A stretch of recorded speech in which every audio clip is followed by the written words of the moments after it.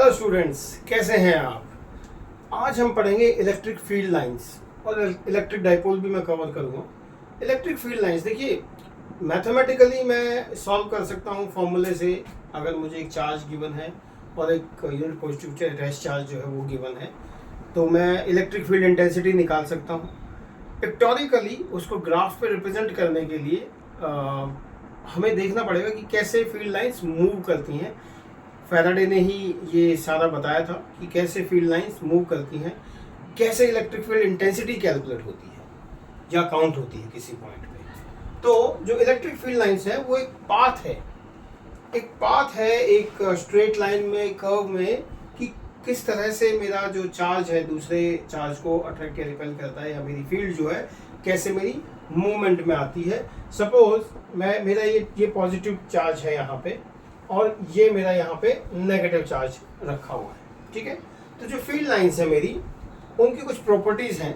वो ये पहली प्रॉपर्टी ये है कि वो एक कॉन्टिन्यूस डिस्ट्रीब्यूशन ऐसे चलेंगी हमेशा,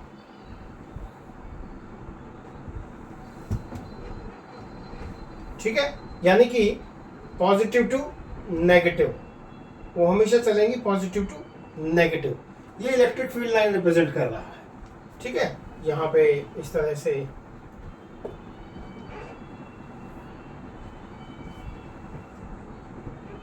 ये एक इलेक्ट्रिक फील्ड लाइंस है जो आपको फील्ड लाइंस का एक पिक्टोरिकली ग्राफ में डिफाइन कर रहा है, बता रहा है कि कैसे मेरा पॉजिटिव टू नेगेटिव, कैसे मेरी फील्ड लाइंस ट्रैवल करती हैं।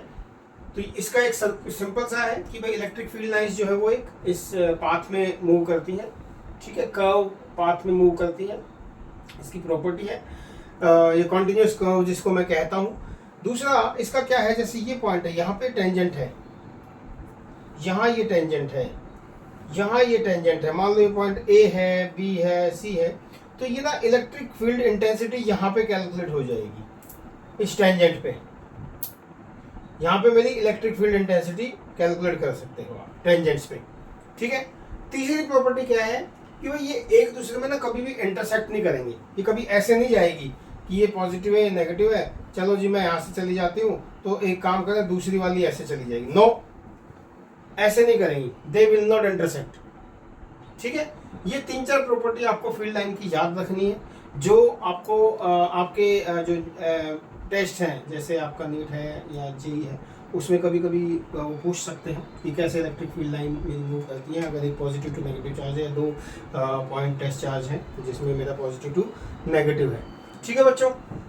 तो ये इलेक्ट्रिक फील्ड लाइन थोड़ा सा बहुत ही बेसिक है, जो आपको इसमें ज़्यादा कुछ है नहीं, आपको पढ़ना पड़ेगा। अब मैं बात करता हूँ जैसे कि बहुत सारी लाइंस जो जा रही हैं, ठीक है। तो आप देख रहे होंगे कि यहाँ पे भी बहुत सारी फील्ड लाइन है, यहाँ पर भी बहुत सारी फील्ड लाइन है। तो they are creating a field intensity. यहाँ पे इलेक्ट्रिक फील्ड की वैल्यू भी निकल के आ रही है। यानी कि जो नंबर ऑफ फील्ड लाइंस जो मेरी जा रही हैं, ठीक है, crossing normally to this area, वो मेरी इलेक्ट्रिक फील्ड इंटेंसिटी डिफाइन करते हैं। क्या डिफाइन करते हैं? Electric field intensity. यानी कि अगर मान लो मैं एक कोन ले लेता हूँ, इसको मैं ऐसे दिखाऊंगा आपको।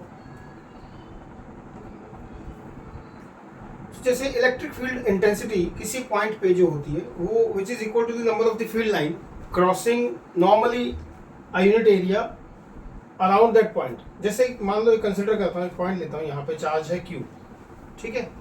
ये किसी पॉइंट P से P1 पॉइंट ले लो और किसी पॉइंट P2 पॉइंट से मेरा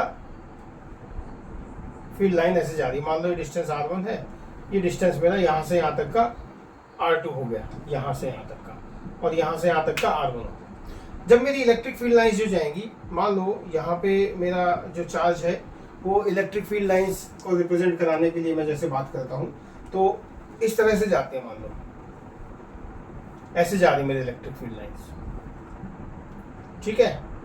इस पोर्शन पे ये मेरी यहाँ इंटेंसिटी दिखा रही है कि कितनी फील्ड लाइंस मेरी यहाँ से एक पर्टिकुलर चार्ज, एक पर्टिकुलर पॉइंट से बहुत इंटेंसिटी के साथ मेरी फील्ड निकल रही है, ठीक है। कवरिंग डिस्टेंस R1 R2 ऐसे। अब मैंने एक फॉर्मूला भी पढ़ा है, E is equal to F by Q, और I can write E is equal to 1/4πε0 into Q, capital Q by R square, ये पढ़ा है ना। तो जो ई है ना वो inversely proportional to the square of the distance होता है। यहाँ इस पोर्शन पे, जैसे यहाँ पे ज़्यादा होगी, यहाँ और ज़्यादा होगी, डिस्टेंस जैसे जैसे बढ़ेगा फील्ड मेरी उतनी अपार्ट होती चली जाएगी। अब हम बात करते हैं इलेक्ट्रिक डाइपोल की। देखो डाइपोल जैसा कि नाम है electric dipole,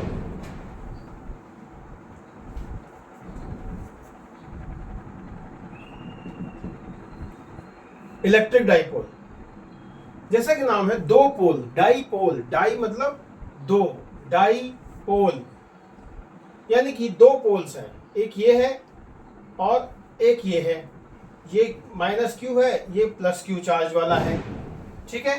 so electric dipole के अंदर इक्वल एंड ऑपोजिट चार्जेस होते हैं which are separated by distance 2a। मान लो ये पॉइंट है O, ये मेरा यहां से यहां तक A है और यहां से यहां तक भी A है, ठीक है। तो ये मेरा इलेक्ट्रिक चार्ज इलेक्ट्रिक डाइपोल कहलाएगा। दो चार्जेस है इस डिस्टेंस तक, मेरा A करके 2a मेरा यहाँ पे लिखा हुआ है, ठीक।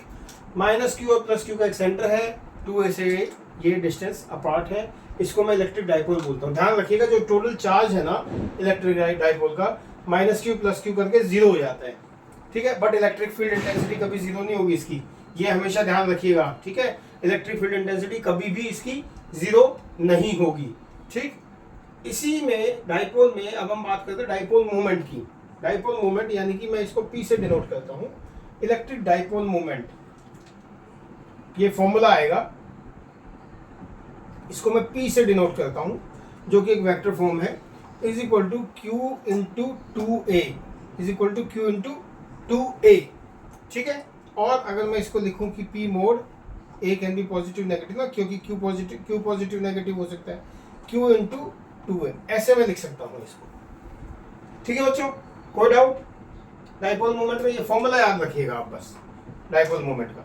इसकी यूनिट क्या हो गई? Coulomb metre. और इसकी अपनी डायमेंशन फॉर्मूला क्या हो गया, बताइए क्या हो गया डायमेंशन फॉर्मूला? m0, मास तो है ही नहीं इसमें, लेंथ है L1, Q है, Q तो है ही आपके पास, A1 और T -1, ये इसका डायमेंशन फॉर्मूला हो गया, ठीक है बच्चों। इसमें कोई डाउट हो तो प्लीज़ मुझसे पूछिएगा। मेरे चैनल को आप सब्सक्राइब कीजिएगा, लाइक कीजिएगा, शेयर करिएगा, और कोई डाउट हो तो प्लीज़ कमेंट सेक्शन में आप लिखिएगा।